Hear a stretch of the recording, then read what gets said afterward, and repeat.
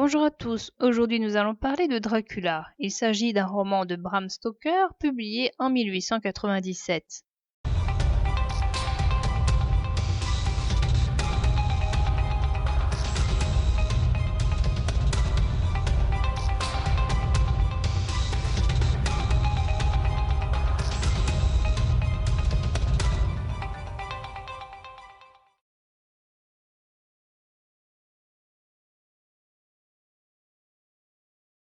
Jonathan est en voyage d'affaires en Transylvanie. Il est notaire et il est venu afin d'expliquer au comte Dracula son achat d'un domaine en Angleterre.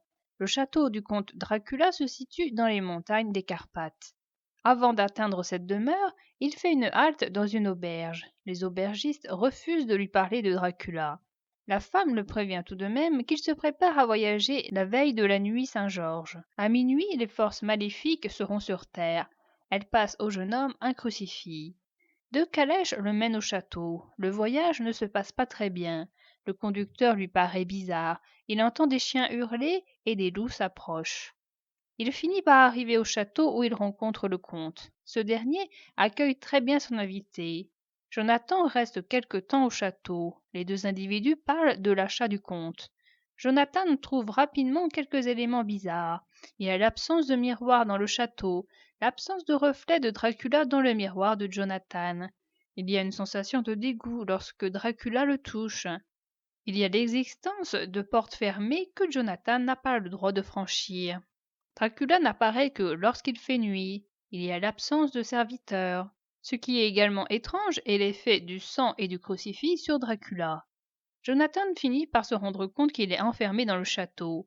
Il est prisonnier du comte. Dracula exige que son invité reste plus longtemps.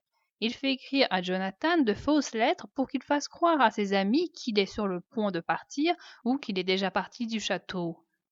Un jour, Jonathan profite de l'absence de Dracula pour s'aventurer dans une partie du château où il n'a pas le droit d'être. Il rencontre trois femmes étranges. Dracula vient un temps, exprime son mécontentement face à ces femmes et il ramène Jonathan dans son lit.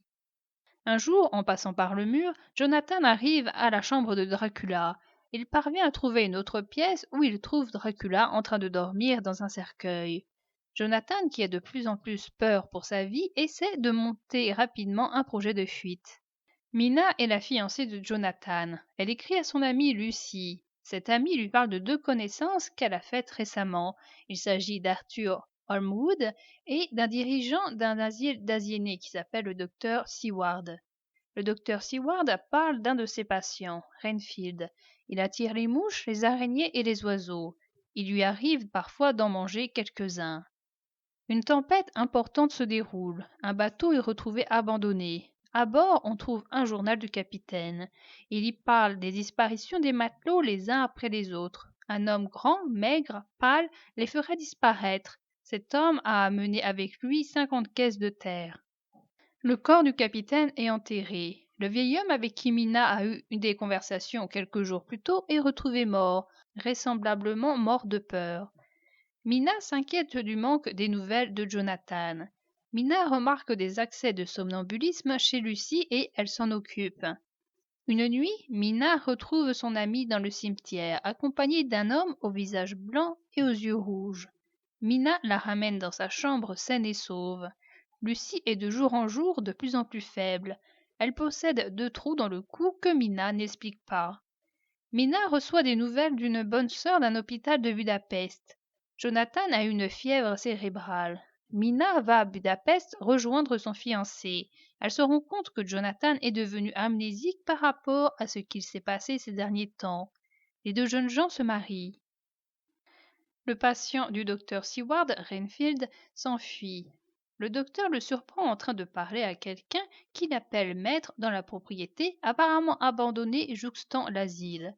Renfield est rattrapé et remis à l'asile. Lucie doit se marier avec Arthur. Arthur doit aller voir son père mourant. Il parle de Lucie au médecin qui l'examine. Ce médecin demande de l'aide à un de ses confrères qui s'appelle Van Helsing. La conclusion est que Lucie souffre d'une perte de sang inexplicable. Face à une rechute de l'état de santé de Lucie, les médecins transfèrent le sang d'Arthur qui est revenu à Lucie. Lucie va mieux. Le docteur Seward veille sur elle la nuit. Une nuit, il s'endort. Le lendemain, il la retrouve dans un sale état. Lucie a une seconde transfusion de sang.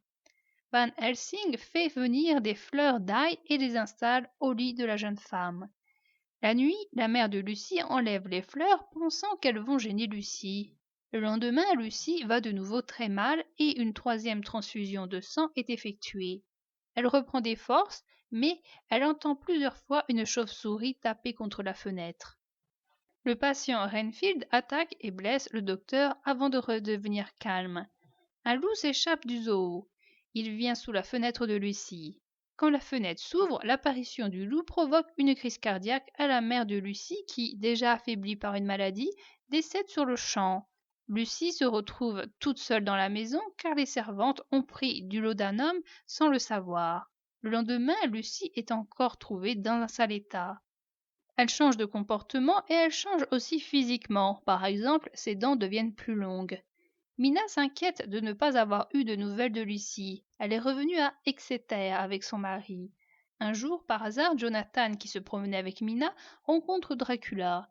La mémoire lui revient. Cet homme est le comte Dracula et les événements qui y sont associés lui reviennent en tête. Un médecin de l'asile donne des nouvelles de Renfield au docteur Seward. Il s'est encore échappé et il s'en est pris à des hommes qui emménageaient des affaires dans la maison abandonnée. Il a réussi à le récupérer. Lucie finit par mourir. Elle est enterrée en même temps que sa mère. Quelques jours plus tard, des enfants disparaissent et réapparaissent à Hampstead. Quand ils reviennent, ils ont des trous au niveau du cou. Le docteur Van Helsing va voir le couple Jonathan-Mina. Il s'intéresse au journal de Jonathan et aux dires de Mina et de Jonathan. Il leur révèle que tout ce qu'ils racontent est vrai. Le docteur Van Helsing révèle au docteur Seward que c'est Lucie qui perfore les coups des enfants. Le docteur Van Helsing amène le docteur Seward au cimetière. Quand il ouvre le cercueil de Lucie, ce dernier est vide. Ils surprennent une forme blanche et un enfant que Lucie n'a pas eu le temps de mordre. Les deux médecins reviennent cette fois-ci en plein jour et en ouvrant le cercueil, ils constatent que Lucie est bien à l'intérieur. Son corps n'a pas commencé à se décomposer. Les deux médecins font part de leur découverte à Arthur et à Quincy. Ils leur font voir la même expérience. Les quatre hommes aperçoivent Lucie qui est avec un enfant.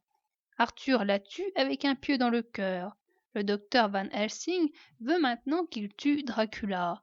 Mina se rend à Hampstead. Le docteur Seward lui permet d'écouter les enregistrements phonographiques sur le cas de Lucie.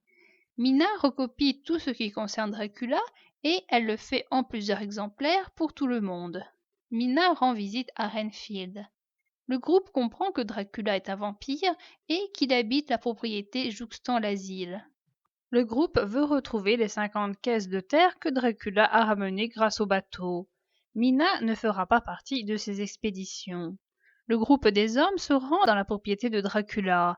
Ils ne trouvent là-bas qu'une partie des caisses. Ils ne trouvent pas Dracula et il y a une horde de rats. Mina devient plus pâle. Jonathan met ça sur le compte de la fatigue. Renfield est grièvement blessé. Il raconte son histoire.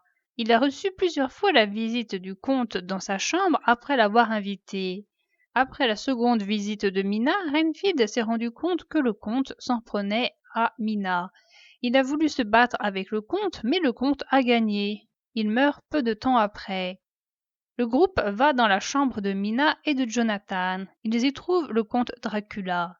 Dracula arrive à s'enfuir, Mina et Jonathan sont encore en vie. Le groupe des hommes se rend dans les autres demeures de Dracula. Ils y trouvent d'autres caisses qu'ils sanctifient, mais il en manque toujours une. Le groupe rencontre une nouvelle fois Dracula qui arrive encore à leur échapper. Le docteur Van Helsing hypnotise Mina. C'est ainsi qu'ils savent que Dracula est sur un bateau avec sa dernière caisse. Le groupe décide de poursuivre Dracula qui est retourné en Transylvanie. Le groupe des hommes emmène Mina, car grâce à l'hypnose, on peut savoir où est Dracula. Le groupe tombe sur un groupe de gitans proche du château qui portent la caisse. Jonathan coupe la tête de Dracula et deux autres hommes lui enfoncent un pieu dans le cœur. Dracula disparaît. Le Dracula de Bram Stoker a plein de points communs par rapport à celui que nous connaissions en 2019. Il est grand, maigre, pâle. C'est un vieillard qui peut rajeunir. Il ne projette pas d'ombre. On ne peut pas voir son reflet dans le miroir. Il peut faire apparaître de la fumée. Il est capable de changer de forme. Il peut être un chien, par exemple, ou une chauve-souris. Et il est vêtu de noir. Il est étonnant que le groupe ait réussi à vaincre Dracula, car ils font de nombreuses erreurs. Ils ne sont pas capables de voir que Dracula a attaqué Mina, elle a pourtant les mêmes symptômes que Lucie.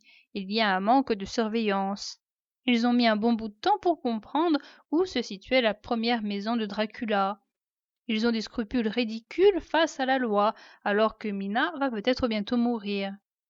Il y a également toutes les fois où ils dorment, où ils ne sont pas au bon endroit, où ils laissent Lucie ou Mina seules. Même Renfield a compris certaines choses avant eux alors que c'est un fou. Le docteur Van Helsing se doute depuis longtemps qu'il s'agit d'un vampire, mais il ne le dit à personne, alors que cela aurait pu sauver peut-être Lucie. À la fin du roman, on se pose encore quelques questions. On ne sait pas comment Jonathan a réussi à sortir du château de Dracula. Et on peut aussi se demander pourquoi Dracula va en Angleterre. Il devrait pourtant avoir assez de nourriture en Roumanie. Le roman met en avant le personnage de Mina. On lui dit plusieurs fois qu'elle est intelligente alors qu'elle ne fait pas grand-chose. Elle ne fait que transcrire des notes. Elle a un métier de secrétaire. Elle est plutôt spectatrice et victime plutôt qu'une héroïne. Dracula possède plusieurs points faibles. Il y a tout d'abord sa solitude. Même très fort, il est seul contre tous les autres êtres humains.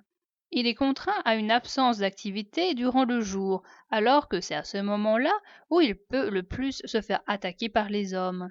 Il y a également la haine ou la peur qu'il inspire qui pousse les gens à se débarrasser ou à éviter Dracula.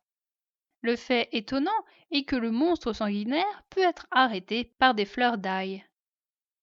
Le monstre n'est pas complètement vulnérable, puisqu'un pieu dans le cœur ou la tête coupée permettent de mettre fin à Dracula. Dracula est également faible dans son besoin de sang et dans son besoin de boîte pour dormir. Je fus pris du désir effréné de trouver coûte que coûte cette clé et décidai donc sur le champ d'escalader encore une fois le mur et de ramper le long de la corniche afin de retourner à la chambre du comte. Il pourrait me tuer, mais à ce moment précis la mort était le moindre et même le plus heureux des maux. Sans hésiter, je grimpai l'escalier jusqu'à la fenêtre située à l'est et rampai pour atteindre la chambre du comte.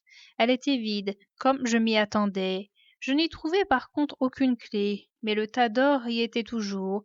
Je pris la porte située dans le coin de la pièce, descendis l'escalier en colimaçon et empruntai le passage sombre menant jusqu'à la vieille chapelle. Je savais maintenant où trouver le comte que je cherchais. La grande caisse était toujours au même endroit, posée à même le sol et contre le mur, mais cette fois le couvercle était posé dessus, pas encore fixé, mais les clous étaient en place et n'attendaient plus que quelques coups de marteau pour sceller le tout. Je savais que je devais fouiller le corps pour trouver la clé, donc je soulevai le couvercle et l'appuyai contre le mur. Juste après, je vis quelque chose qui remplit mon âme d'horreur. Le comte était bien couché là, mais semblait avoir considérablement rajeuni. Ses cheveux blancs ainsi que sa moustache étaient maintenant gris acier. Les joues étaient plus charnues et la peau blanche était comme teintée de rouge vif. La bouche était plus rouge que jamais et quelques gouttes de sang perlaient aux commissures des lèvres et coulaient le long de son menton sur son cou.